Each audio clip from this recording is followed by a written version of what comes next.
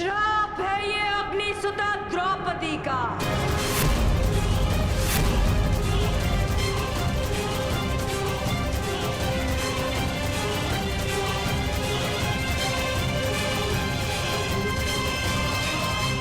पांचाली, वहीं रुक जाइए महान पांडु पुत्रों।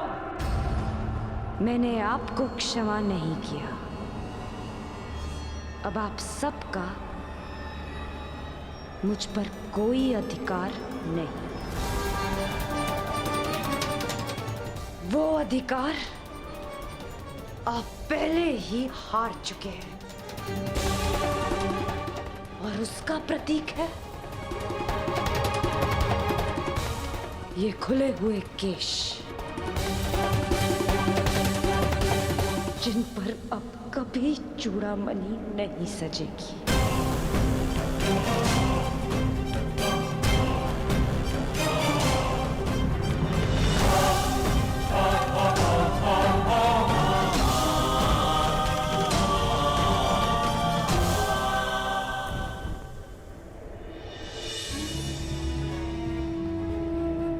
अपना जीवन दांव पर लगाकर स्त्री संतान को जन्म देती है।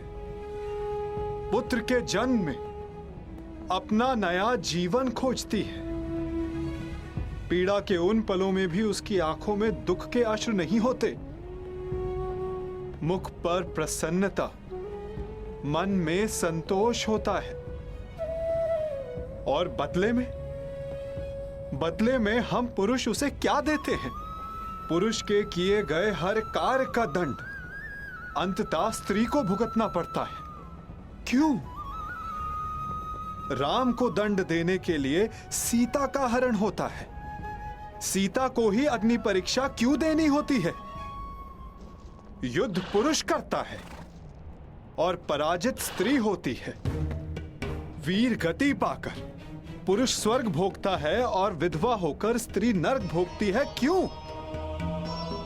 क्यों पुरुष का अहंकार जगता है और स्त्री की स्वतंत्रता को सुला दिया जाता है?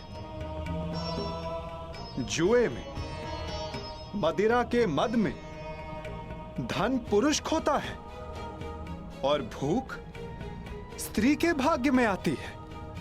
क्यों?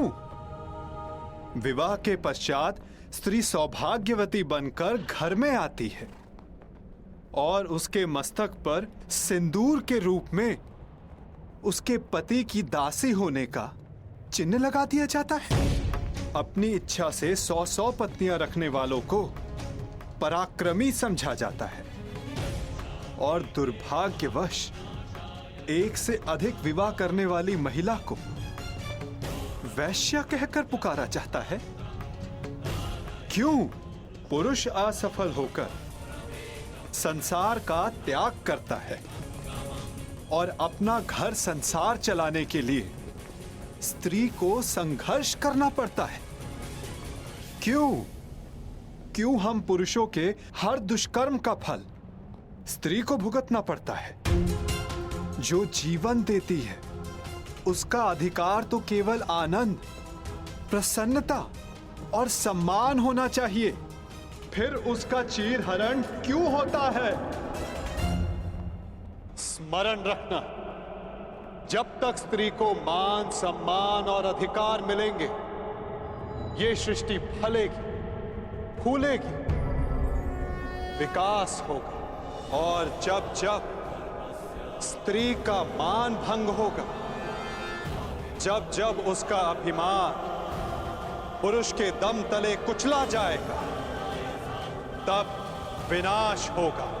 हर बार एक नए रूप में एक महासंग्राम होगा, एक महाभारत होगा।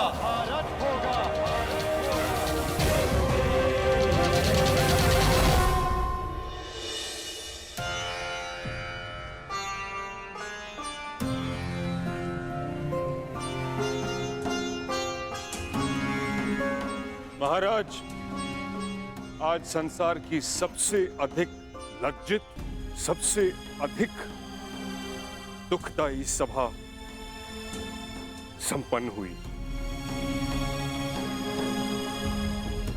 अब आज्ञा दीजिए। नहीं है आज्ञा।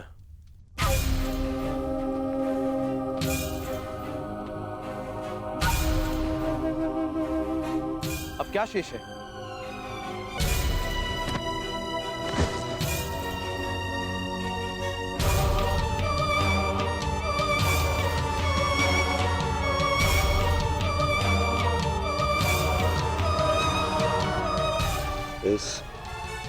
इस सभा को अभी अपने महाराज का पिंडदान देखना शेष है।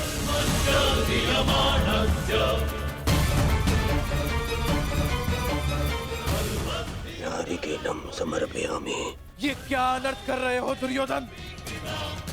अपने पिता का तर्पण कर रहे हो मेरे जीते जी? हाँ, आपका पिंडदान कर रहा हूं।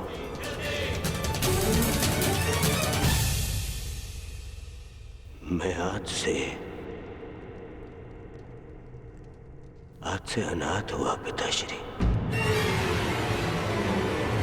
ये क्या मूर्खता है दुर्योधन? ये मूर्खता नहीं है, ये मेरे और मेरे पिता के मध्य का संबंध है जिसे आज मैं तोड़ रहा हूं।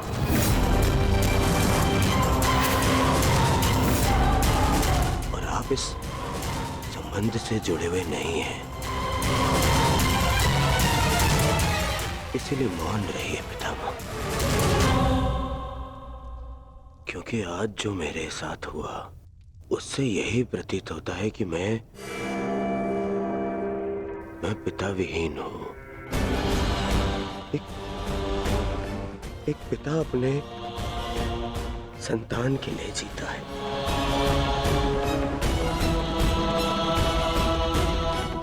परंतु आज मेरे ही पिता ने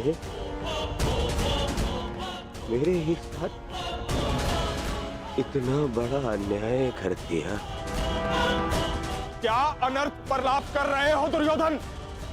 मैं प्रलाप कर रहा हूं? एक सम्राज्ञी को द्यूत में दासी बना लेने पर इस सभा में सभी ने बहुत बड़ा चढ़ाकर कहा।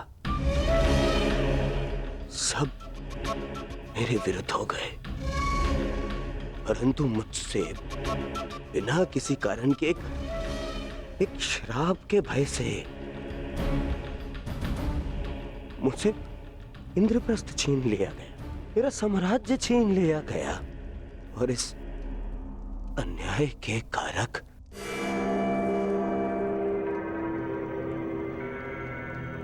आप हैं पिता महाराज। पहले पितामह के कारण हस्तिनापुर का विभाजन होने दिया आपने, और आज एक श्राप के भय से मेरा जीता हुआ साम्राज्य छीन लिया। महामंत्री, वेदों के ज्ञाता, महाज्ञानी, मंत्र पढ़े।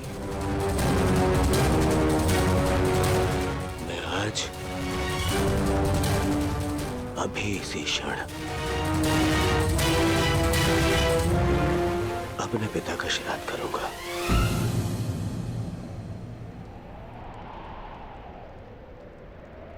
ऐसा मत कहो पुत्र, ऐसा मत कहो। मैं विवश हूं। मैं पांडवों का राज्य उन्हें लौटा चुका हूं पुत्र, परंतु ये श्राद्ध मैं सहन नहीं कर सकता पुत्र, सहन नहीं कर सकता। अब तुम्हारे त्राण के लिए मैं क्या करूं? आपके पुत्र को इस त्राण से बचाने के लिए और जीते जी आपको श्राद्ध से बचाने के लिए मेरे पास एक उपाय है महाराज।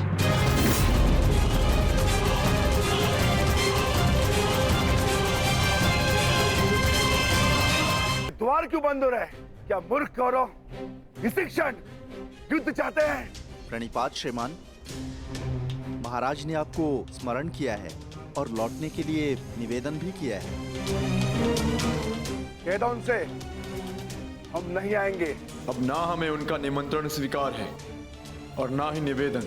ये निवेदन नहीं है अनुज। यदि ये निवेदन होता तो द्वार इस प्रकार बंद नहीं होता। ये आदेश है।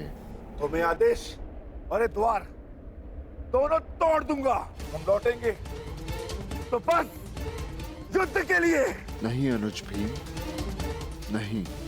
ताश्री हमारे बड़े हैं। यदि उन्होंने आज्ञा दी है तो हमें जाना होगा। ये आज्ञा नहीं है भ्राताश्री, जाल है और हमें इसमें नहीं फंसना है। पांचाली यहां से जा चुकी है, व्यथित है।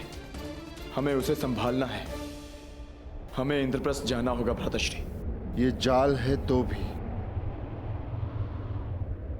हमें धर्म के कारण जाना होगा।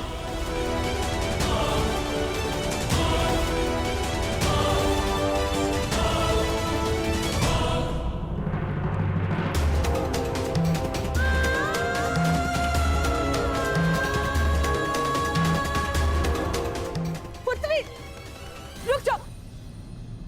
इस अनर्थ का दंड अवश्य दिया जाएगा कौरवों को। यदि मन में क्लेश हो तो मुझसे बात करो, तुम्हारा मन हल्का हो जाएगा। परंतु इस तरह स्वयं को मत जलाओ। पांचल, पुत्री वहीं रुक जाइए माताश्री। ये द्वार मेरे और आपके मध्य की सीमा है, इसे पार मत कीजिएगा। पांचाली को एकांत चाहिए।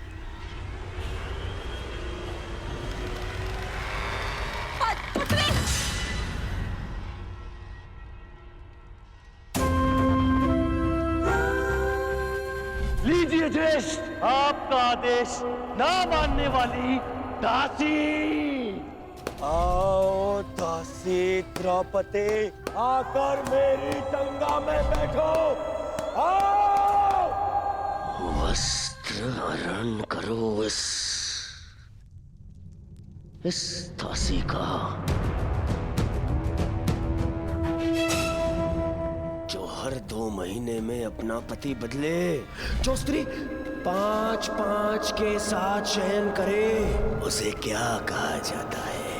बताओ कर्ण। शब्दकोश में 5-5 पुरुषों के साथ में संसर्ग करने वाली स्त्री को क्या कहते हैं? बोलो।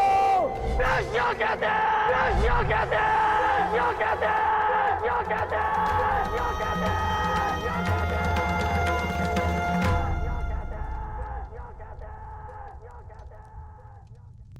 सैनिक, दरवाजा तोड़ दो। पांचाली,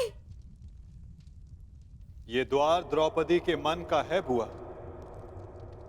ये यातना से नहीं खुलेगा, ना ही बल से टूटेगा।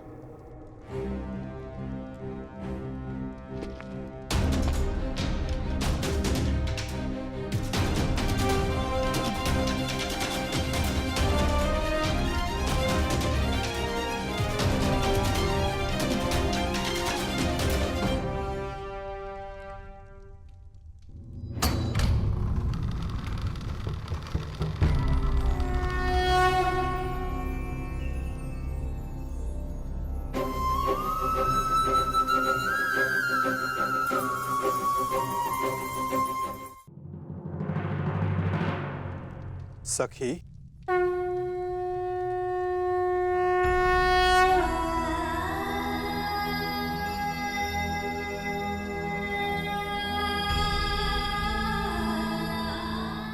चले जाइए सखा, भीतर मत आइएगा। मैं मलिन हूँ। मलिन तो वो सोच है सखी जो तुम्हें मलिन समझे सखी, और मनुष्य तो भीतर से पवित्र होता है। तुम तो उस गंगा की भांति हो जो सबके पाप हरने के पश्चात भी मलिन नहीं होती। तुम पावनी पवित्र हो।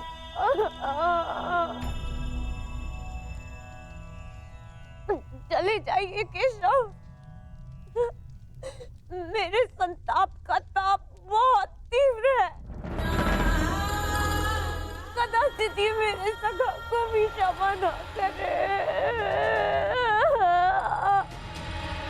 सखा हूं तुम्हारा, तुम्हारे सुख दुख हानि लाभ में बराबर का भागीदार हूं मैं। तुम्हारे सुख में आनंद किया और आज अपने हिस्से की पीड़ा तुमसे लेने आया हूं, तो अपने भागीदार को उसका अधिकार नहीं दोगी सखी?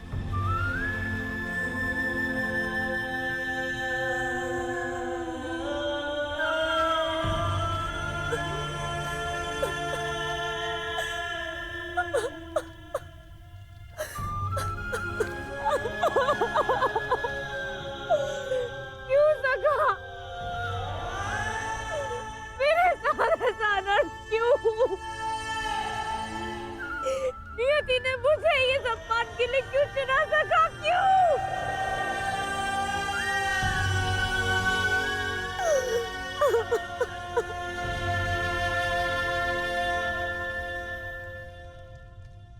क्यों? ये क्यों बड़ा भयानक होता है सखी? क्योंकि हम इस क्यों के उत्तर को खोजते रह जाते हैं और अपना लक्ष्य खो बैठते हैं।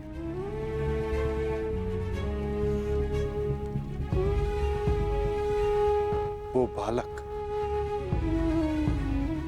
जिसने जन्म लेते ही अपने माता पिता को खो दिया, जिसने जन्म की प्रथम रात्रि को मां का आलिंगन नहीं मिला, ज्वार खाती यमुना का आलिंगन मिला। यदि वो बालक नियति से इस क्यों का उत्तर मांगता, तो क्या मथुरा और गोकुल के नियति को बदल पाता? यदि सीता नियति से पूछती कि रावण ने उनका ही अपहरण क्यों किया, तो क्या ये संसार रावण से मुक्त हो पाता?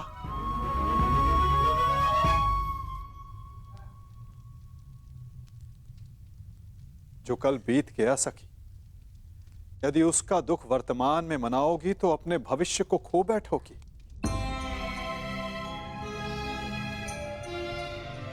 जब अपराध तुमने नहीं किया तो तुम क्यों भीतर से जल रही हो सखी? उन्हें जलने दो जिन्होंने ये पाप किया है। तो मार्ग बताइए सखा,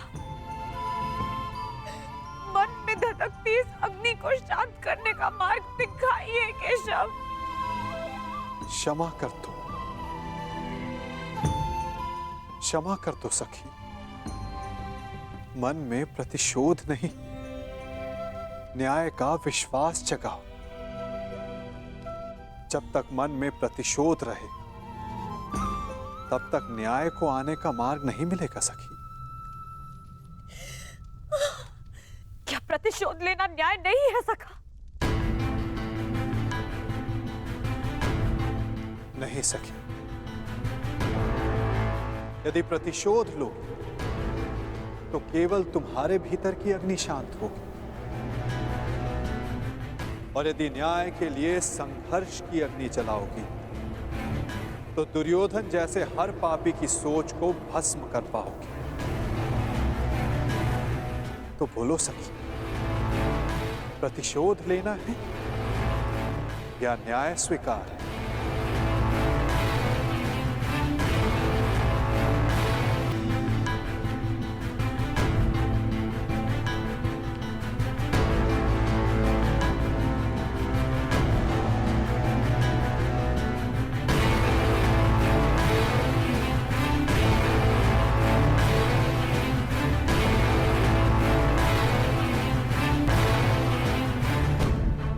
प्रणिपात दासश्री, आदेश करें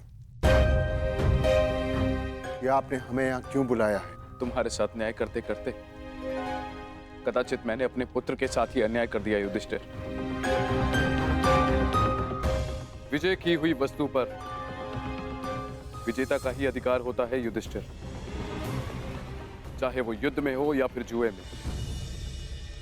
जो दुर्योधन ने जीता है उस पर उसी का अधिकार है, परंतु मैंने भावना में बहकर उससे वो सब छीनकर तुम्हें दे दिया। तो आप कहना क्या चाहते हैं ताश्री? ये चाहते हैं कि हम इन्हें इंद्रप्रस्थ दे दें। और मैं चाहता हूं कि मैं यही सारे कौरवों को मृत्यु दे दूं। कौन रहो भीम।